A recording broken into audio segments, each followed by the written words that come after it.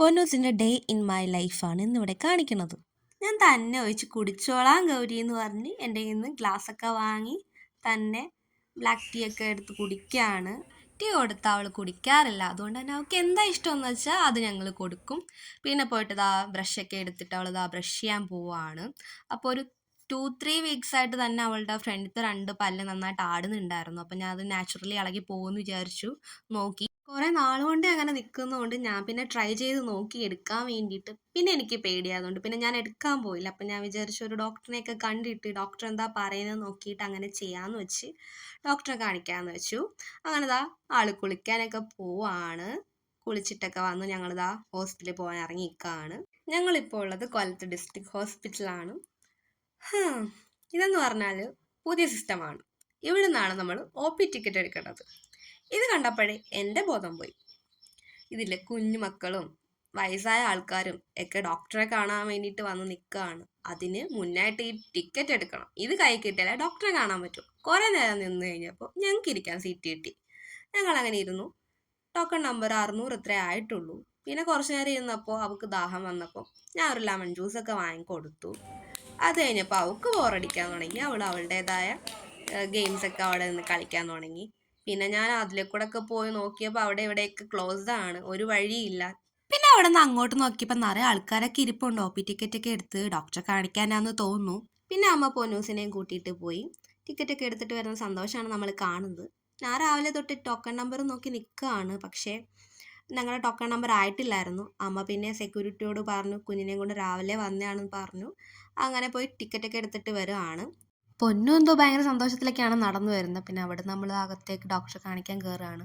അവിടെ ഒരു നല്ലൊരു ഫ്രണ്ട്ലി ആയിട്ടൊരു ഡോക്ടറായിരുന്നു. കാണിക്കാൻ എത്തിയപ്പോൾ ഡോക്ടർ പറഞ്ഞു ആ പല്ല് യൂസ് ചെയ്ത് ആപ്പിൾ, ക്യാരറ്റ് അങ്ങനത്തെ ഫുഡൊക്കെ കഴിക്കുക, എന്നിട്ടും കഴിച്ചിട്ട് ആ പല്ല് പോയിട്ടില്ലെങ്കിൽ നമുക്ക് എടുത്ത് കളയാമെന്നൊക്കെ പറഞ്ഞു. പിന്നെ അവിടെ ഞാൻ ഇറങ്ങിയപ്പോൾ ഇനിയും നിറയെ ആൾക്കാർ അവിടെ ഡോക്ടറെ കാണിക്കാൻ ഇരിപ്പുണ്ട്. അപ്പം ഇതൊക്കെയാണ് കുറേ വർഷത്തിന് ശേഷം ഞാൻ ഡിസ്ട്രിക്ട് ഹോസ്പിറ്റലിൽ പോയപ്പോൾ കണ്ടൊരു കാഴ്ച.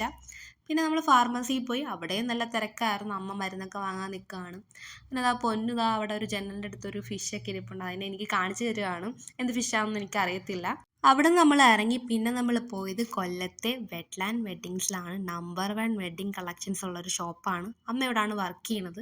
നമ്മളിത് അവിടെ നിന്ന് ലിഫ്റ്റൊക്കെ ഇറങ്ങി പോണത്. എനിക്കൊരു സാരി എടുത്തിട്ടുണ്ടായിരുന്നു. അപ്പോൾ അതിനൊരു ബ്ലൗസ് പീസ് നോക്കണമായിരുന്നു. അപ്പോൾ ബ്ലൗസ് പീസ് നോക്കാൻ വേണ്ടി ഞങ്ങൾ ആ ബ്ലൗസ് പീസിൻ്റെ സെക്ഷനിലേക്ക് പോയി. അവിടെ ഒരു ബ്ലൗസ് പീസ് ആൻറ്റി കാണിച്ചു തന്നു. എനിക്ക് ഇഷ്ടപ്പെട്ടാണ്. സാരി ആയിട്ട് ഓക്കെ ആയിരുന്നു അതും. പിന്നെ അമ്മ എനിക്കൊരു സാരി ഇങ്ങനെ എടുത്ത് വെച്ചിട്ടുണ്ട്. അതിങ്ങനെ ജസ്റ്റ് കാണിച്ചു തന്നു. അപ്പം എനിക്കത് നല്ല അട്രാക്റ്റീവായിട്ട് തോന്നി. അങ്ങനെ എനിക്കത് നല്ല ഇഷ്ടപ്പെട്ടു. അപ്പം ഇതെടുത്തോട്ടെ എന്ന് വെച്ചപ്പോൾ അമ്മച്ചി പറഞ്ഞു ഓക്കെ ശരി എടുത്തോ എന്ന് പറഞ്ഞു. അങ്ങനെ അതും എടുത്ത് ബ്ലൗസ് പീസുമായിട്ട് അവിടെ നിന്ന് ഞങ്ങൾ ഇറങ്ങി. പിന്നെ നമ്മൾ പോയത് പള്ളിമുക്ക് മൈജിയിലേക്കാണ്. പപ്പയ്ക്കൊരു ഫോൺ നോക്കണമായിരുന്നു. അങ്ങനെ ഫോണൊക്കെ നോക്കി വെച്ച് കുറേ ട്രൈ ചെയ്ത് നോക്കി, കിട്ടിയില്ല. ഇവിടുത്തെ സ്റ്റാഫിനെ കുറിച്ച് പറയാതിരിക്കാൻ പറ്റത്തില്ല. കസ്റ്റമേഴ്സായിട്ടുള്ള ബിഹേവിയറൊക്കെ അടിപൊളിയായിരുന്നു. നമ്മളവിടെ നിന്ന് ഇറങ്ങി ഒരു ഈവനിങ് ഒക്കെ ആയപ്പോൾ നമ്മൾ ഈ പോണത് കൊല്ലത്ത് ആശ്രമത്തേക്കാണ്. നമ്മൾ റീൽസിലൊക്കെ നിറയെ കണ്ടു കാണും ഈ ഒരു മാജിക്കൽ വാട്ടർഫാൾസിനെ കുറിച്ച്. നമ്മളെ നടി അമല പോളാണ് ഇതിൻ്റെ ഉദ്ഘാടനം ചെയ്തത്. സോ ഞാൻ നല്ല എക്സൈറ്റഡ് ആണ്. ടിക്കറ്റൊക്കെ എടുത്തു. ഒരാൾക്ക് ടിക്കറ്റ് ചാർജ് വന്ന് 200 റുപ്പീസാണ്. കുട്ടികൾക്ക് അതിലും താഴെയാണ് വരുന്നത്. അങ്ങനെ ഞങ്ങൾ അകത്തേക്ക് കയറിയപ്പോൾ 2 സൈഡിലും നല്ല ഹൈറ്റ് ഉണ്ട് ഈ വാട്ടർഫാൾസ് സെറ്റ് ചെയ്തേക്കുന്നത്. അതിൽ കുറേ DJ ലൈറ്റൊക്കെ കൊടുത്തിട്ടുണ്ട്. അപ്പോൾ നമ്മൾ പകൽ പോയി കഴിഞ്ഞാൽ ഈ DJ ലൈറ്റിൻ്റെ ഒരു ഭംഗി നമുക്ക് മനസ്സിലാകത്തില്ല. അതുകൊണ്ട് നമ്മൾ നൈറ്റ് തന്നെ പോകണം. ഞാനും പൊന്നൂസും പിന്നെ അതിലേക്ക് ഇറങ്ങി നിന്നപ്പോൾ നമ്മൾ വെളിയിൽ നിന്ന് നോക്കി കാണുന്നതിനെക്കാട്ടി ഒരു ഫീല് തന്നെ അതിലേക്ക് ഇറങ്ങി നിന്നപ്പോൾ കിട്ടി. ഒറിജിനൽ ഒരു വാട്ടർഫാൾസ് എങ്ങനെയുണ്ട് അതേ സെയിം പോലെയാണ് നമുക്ക് അതിൽ നിന്നപ്പോൾ നമുക്ക് ഫീൽ ചെയ്തത്. അങ്ങനെ പിള്ളേരൊക്കെ നിറയെ പേര് അതിൽ നിന്ന് കളിക്കുന്നുണ്ട്. പൊന്നൂസാണെങ്കിൽ ഇതിൽ കയറാൻ നല്ല പേടിയായിരുന്നു. പിന്നെ ഇറങ്ങാനും ഞങ്ങൾ കുറേ പാടുപെട്ടു. പിന്നെ കാണുന്നതിൽ നമുക്ക് ഇരുന്ന് ഫുഡൊക്കെ കഴിക്കാമായിരുന്നു. അതിൽ പിന്നെ കയറണമെങ്കിൽ എക്സ്ട്രാ പൈസയൊക്കെ കൊടുക്കണമെന്ന് തോന്നുന്നു. പിന്നെ അവിടെ ഒരു DJ പ്രോഗ്രാമൊക്കെ സെറ്റ് ചെയ്തിട്ടുണ്ടായിരുന്നു. അവന് പൊന്നൂസ് ഡാൻസ് കളിക്കാൻ തുടങ്ങി. പിന്നെ അവിടെ നിന്ന് ആൾക്കാരും എല്ലാം നന്നായിട്ട് ഡാൻസൊക്കെ കളിക്കുന്നുണ്ട്.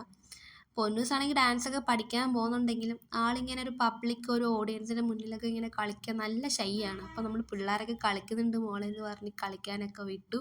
അങ്ങനെ പൊന്നൂസ് നല്ലതായിട്ട് ഡാൻസ് കളിക്കുന്നുണ്ട്. അപ്പം നമുക്കൊരു സന്തോഷമൊക്കെ തോന്നി. പിന്നെ ഇവിടെ ഫുള്ള് നോക്കിയപ്പോൾ ഇവിടെ ഫുള്ള് ബേർഡ്സൊക്കെ ആയിരുന്നു. ഈ ബേർഡ്സിനകത്ത് എനിക്കാകെ മനസ്സിലായ ലവ് ബേർഡ്സിനെ മാത്രമാണ്. അപ്പം അതൊക്കെ ഇങ്ങനെ പാറിപ്പറക്കം നടക്കുന്ന കണ്ടപ്പോൾ പൊന്നൂസും പാറിപ്പറന്ന് നടക്കലായി. പിന്നെ ഇവിടെ കയറി നിന്നിട്ട് ഫുള്ള് എന്നെ വിടമാട്ടെ സീനൊക്കെ ആയി ആൾ. പിന്നെ ഇവിടെ ആണെങ്കിൽ പാമ്പ് അങ്ങനത്തെ ജീവികളൊക്കെ ഉണ്ടായിരുന്നു. അപ്പം ഇത് കാണിക്കാൻ വേണ്ടി പൊന്നൂസിനെ കൊണ്ടുവന്നതാണ്. അപ്പം കുഞ്ഞിനെ എടുത്തിട്ട് ഈ ചേട്ടൻ പാമ്പിനെ എടുക്കുന്നുണ്ട്. അപ്പം എനിക്ക് ആകെ പേടിയായിട്ട് ഞാൻ അവിടെ നൈസിന് എസ്കേപ്പായി. പിന്നെ അടുത്തടുത്തേക്ക് പോയപ്പോൾ അവിടെ ഒരു ഗാർഡനൊക്കെ സെറ്റ് ചെയ്തിട്ടുണ്ട്. ഒരു ബട്ടർഫ്ലൈ ഇങ്ങനെ പറക്കണ പോലെയൊക്കെ ചെയ്തു വെച്ചിട്ടുണ്ട്. അപ്പോൾ അവൾ അതൊക്കെ പോയി പിടിച്ച് നോക്കുകയാണ്. പിള്ളേർക്കൊക്കെ നല്ല ഇഷ്ടമാവും. ഒരു ഗാർഡനിലുള്ള ജീവജാലങ്ങളൊക്കെ അവിടെ സെറ്റ് ചെയ്തിട്ടുണ്ട്. പിന്നെ കുറേ ഫ്ലവേഴ്സൊക്കെ ഉണ്ട്. സൺഫ്ലവറൊക്കെ കാണാൻ നല്ല ഭംഗിയുണ്ടായിരുന്നു. പിന്നെ ഒരു ട്രീ ഒക്കെ സെറ്റ് ചെയ്ത് വെച്ചിട്ടുണ്ട്. പിന്നെ അവിടുന്ന് കുറച്ച് അപ്പുറത്തേക്ക് പോയപ്പം അവിടെ ഒരു ടാങ്കിൽ കുറേ മീനൊക്കെ കിടപ്പുണ്ടായിരുന്നു.